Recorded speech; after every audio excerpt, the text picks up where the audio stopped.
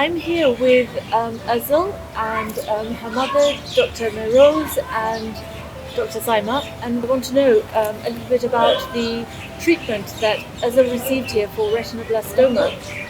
So Saima, tell me what you did to help Azil. Azil came to me during the lockdown. This is 2 years back.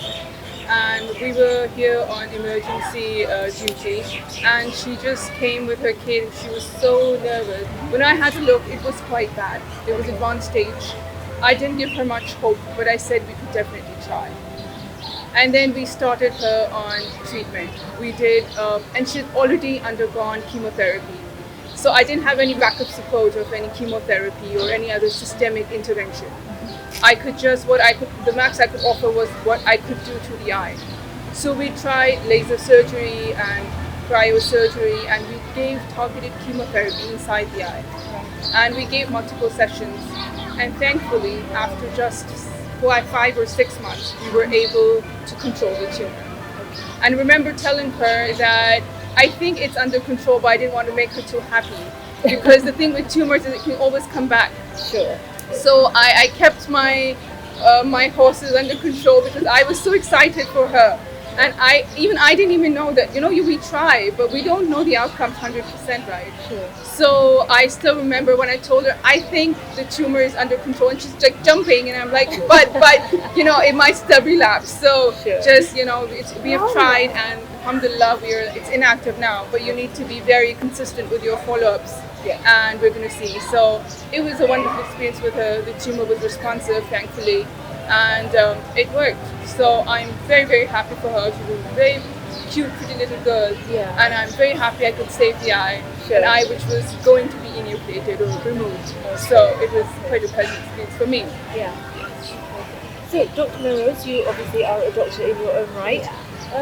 What brought you to LRBT? You clearly had some treatment somewhere else. Yeah, I was having treatment at the other hospital, and I've been clearly told after almost 1.5 year of fighting for my daughter that nothing can happen now, and it was kind of a destiny that I met Dr. Saima, because I called to that hospital in Lahore and I asked for the doctor. The doctor said, due to the COVID situation, you cannot come here, you cannot travel.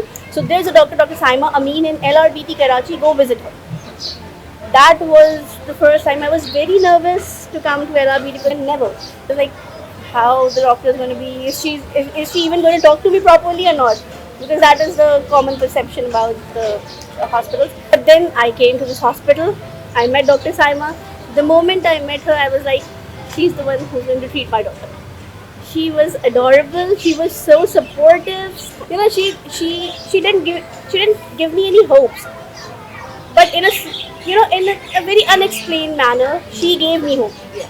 That we are going to help her, we are going to be there. And as I said, I talked to the people about LRBT earlier, and as I said, I came here to get my daughter treated. But Dr. Saima treated her like her own daughter. Wow. Sure. It was a pleasant experience, the treatment, the sessions. I am a single mother here. My husband is abroad, so I have to do everything. I had to do everything on my own, alhamdulillah. So even when I used to go to the Indus hospital, Dr. Saima used to look after her in the operation theatre. She never called me to rush or anything. She's like, no, just go relax and bring the medicine from there. And she used to take care of her. It was like I'm having my daughter treated with the family. Yeah. It was a wonderful experience. That's wonderful. So the cancer has gone? Yeah, completely, alhamdulillah. Completely. So why is she visiting us today? Why is Azil here Because today? there's always a risk the cancer can relapse. And we have to pick it up on time, because if we don't pick on time, we may just lose the eye. Sure. And the moment we pick up, we just burn it with laser, Right. and we control it right on the spot. Okay. So this we have to do until she reaches the age of at least 7 years. 7 Because years. yes, Okay. and thereafter the frequency will reduce, but it will go on for maybe 15 years.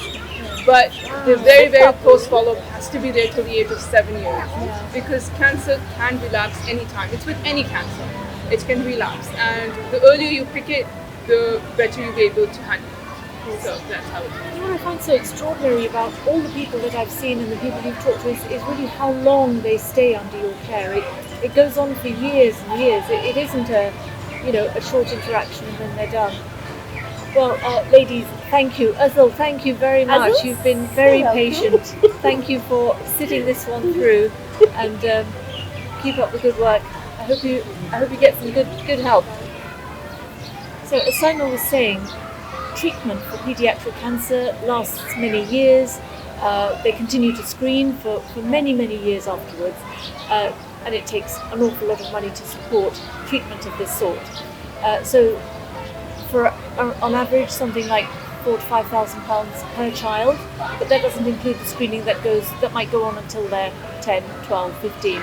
So funds are absolutely vital to keep this important service going, so that we can provide light and hope to young lives like these.